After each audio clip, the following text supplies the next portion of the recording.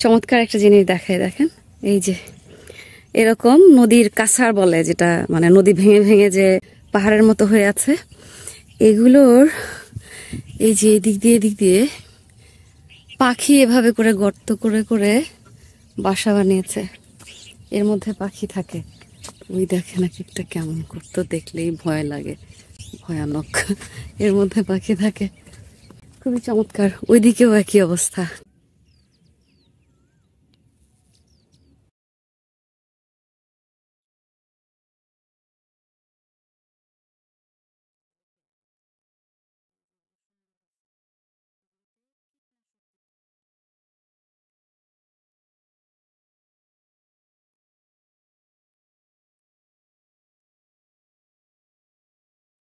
মাশাল্লাহ, ঝিঙেটা ভালোই বড় হয়েছে।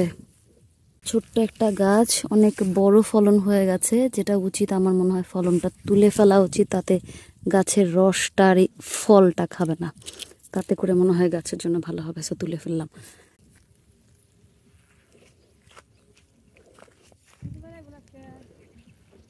জানি না, আমি না আসবেন আজকে।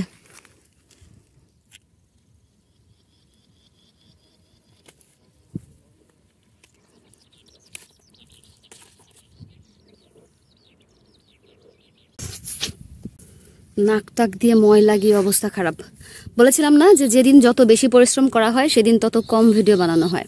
আজকে অনেক কাজ করা হয়েছে, ঘাস দিয়ে ভরে গেছিল, সবগুলোর ঘাস পরিষ্কার করেছি, একদম চারোপাশ দিয়ে অনেক বেশি করে মাটি খুঁড়ে একদম ফেলে দিয়েছি ঘাসের গোড়া থেকে।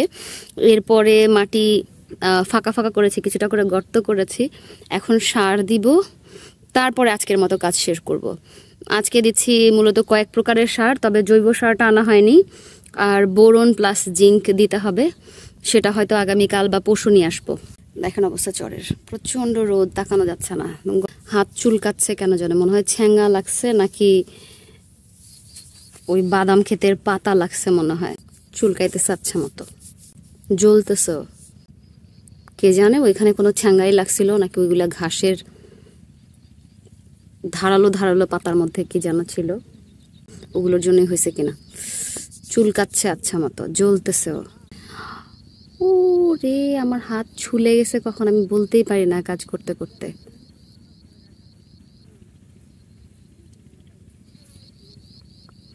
ওখানে বাদাম গাছের ছ্যাঙ্গা কিংবা গাছের মধ্যে কিছু ধারালো ধারালো জিনিস আছে, ওগুলো গায়ে লাগলে চুলকায়, আর হচ্ছে চুলকাতে চুলকাতে পরে লাল হয়ে যায়, জ্বলে। অত রোদ, কাজ করতে করতে মনে হচ্ছে কি যে মাথার ঘিলু গলে গলে পড়তেছে। আধা ঘন্টা 1 ঘন্টা থাকলেই রোদের মধ্যে অবস্থা খুব খারাপ হয়ে যায়। তো আবার এসে এখানে বসছি, আবার যাব, ওই যে ওখানে সবাই ঘাস কাটে, তারপর ওদিকে বাদাম তোলে, কাজ করে, এখানে আসে কিছুক্ষণ বসে, আবার গিয়ে কাজ করে, এসে বসে আবার গিয়ে কাজ করে। তো আমিও ওনাদের তালে তালে এখন সেটাই করি। প্রথম প্রথম আমি একেবারে অস্থির হয়েই কাজ করতাম, এসে বসতাম না, কিন্তু দেখলাম যে অসুস্থ হয়ে যাচ্ছিলাম, তো এখন আমিও একটু একটু কাজ করি, একটু একটু রেস্ট নিই, আবার কাজ করি, অন্যথায় উপায় নেই।